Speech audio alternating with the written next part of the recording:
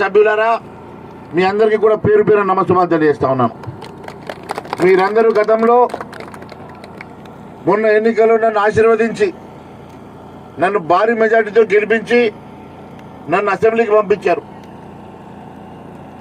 దురదృష్టవశాత్తు రాష్ట్రంలో ప్రభుత్వం రాకపోయినా మీ అందరి బలంతో అసెంబ్లీలో మీ గొంతుకై మీ తరఫున నేను పోరాటం చేసి ఈ ప్రాంత నిధుల కోసం మీ హక్కుల కోసం నేను పోరాటం చేస్తున్నా.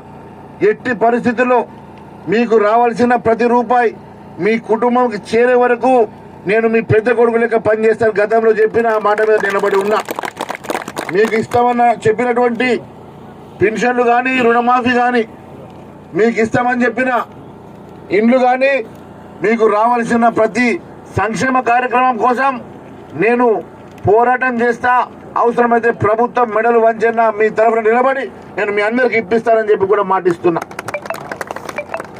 మీరు చూస్తున్నారు, మరి ఒకవైపు మీరు ఆశీర్వదించి నన్ను అసెంబ్లీకి పంపిస్తే భారతీయ జనతా పార్టీ కూడా నన్ను ఆశీర్వదించి ఈ రాష్ట్ర శాసనసభ పక్ష నేతగా నన్ను ఎన్నుకొని ఈరోజు నన్ను మరి నియమించినందుకు నా మీద బాధ్యత పెరిగింది.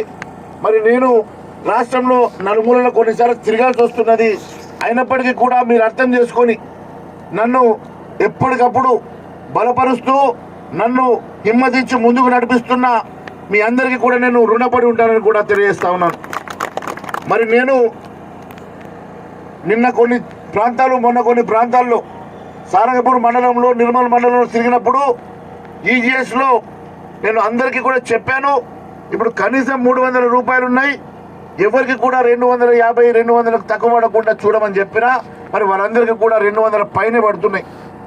కానీ ఇప్పుడే తెలిసింది వడ్డ్యాల్లో 200 రూపాయలు పడతలేవు, తక్కువ పడుతున్నాయని. నేను చాలా ఇప్పుడే కలెక్టర్తో మాట్లాడతా, ఇప్పుడే ఏపీతో మాట్లాడినా మీ అందరికీ వచ్చే వారం నుంచి ఖచ్చితంగా కనీస వేతనం 200 తక్కువ లేకుండా పడేటట్టుగా చర్యలు తీసుకుంటా. అంతేకాకుండా టెంట్లు కూడా రేపటి నుంచి ఖచ్చితంగా ఇక్కడ టెంట్ ఉండే విధంగా, మంచినీళ్ళు ఉండే విధంగా, మందులు ఉండే విధంగా కూడా తప్పకుండా చర్యలు తీసుకుంటా తెలియజేస్తున్నాను.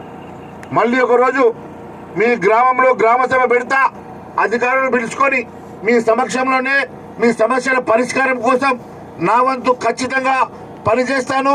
మీ సమస్యల పరిష్కారం కోసం మీ పెద్ద కొడుకు లెక్క ఉంటానని కూడా మరొకసారి తెలియజేసుకుంటూ, మరి ఈరోజు గూడెం నగేష్ గారిని భారతీయ జనతా పార్టీ ఎంపీ లెక్క భారతీయ జనతా పార్టీ టికెట్ ఇచ్చి నిలబెట్టింది.